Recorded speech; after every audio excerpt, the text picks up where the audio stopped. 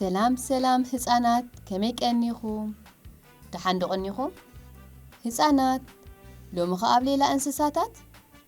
ሓደ እንስሳ ሒዘ መፅእ ኣለኹ መን ሒዘ መፅእ አንበሳ አንበሳ አንበሳ ንጉስ ናይ ጫካ ሒዘ መፅእ ኣለኹ በሉ ህፃናት ናብ አንበሳ ንኺድ ሎሚ መዓልቲ ህፃናት ብዛዕባ አንበሳ ክንመሃር ኢና አንበሳ زعابي عينت دمويو قمت አንበሳ كساب 2 متر يبصح አንበሳ ከምቲ ንፈልጦ ንጉስ ናይ ጫካ ይበሃል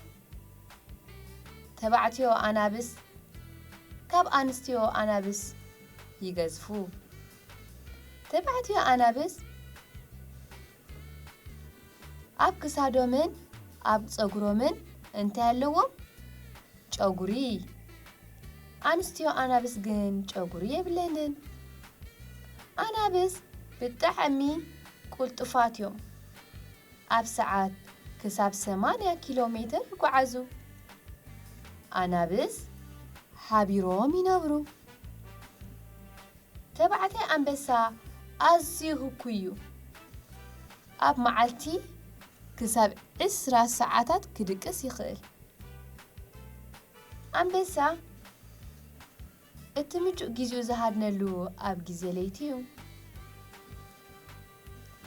አናብስ ነዊሕ ክዘሉ ይኽእሉ ክሳብ 11 ሜትሮ ድማ ክዘሉ ይኽእሉ እዚ ማለት ከዓ ማዕረ ናይ መስመር ቴሌፎን ፓሎ ማለት እዩ አንበሳ ኣሰምባዲ ዝኾነ ድምፂ ኣለዎ አንበሳ ዳሃዩ ክሳብ 8 ኪሎ ሜትር ክስማዕ ይኽእል እዚ ማለት 8 ዕፅፊ ደሴታት ማለት እዩ አንበሳ ካብ ታይገር ንላዕሊ ድምፂ ኣለዎ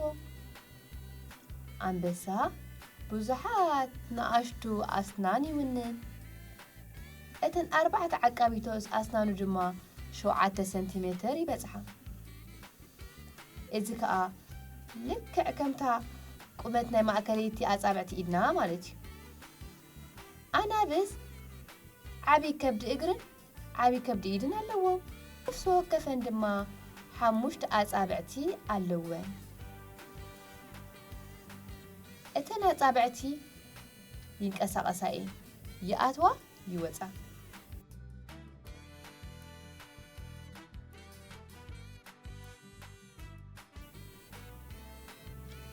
አናብስ ዝበዝሕ ኣብ ኣህጉረ ኣፍሪቃን ኣብ በዓል ኤስያ ድማ ኣብ ህንዲ ይርከቡ አንስተይቲ አንበሳ ኩሉ ግዜ በዓልኣ ንስድራኣ መግቢ ትነርር ህፃናት እዚ ኩሉ ብዛዕባ አንበሳ ፀኒሑ ኣብ ዝቕፅል ድማ ካልእ እንስሳ ሒዘ ክመፅእ ክሳብ ዝመፀኩም ደሓን ቀኒዩ ቻው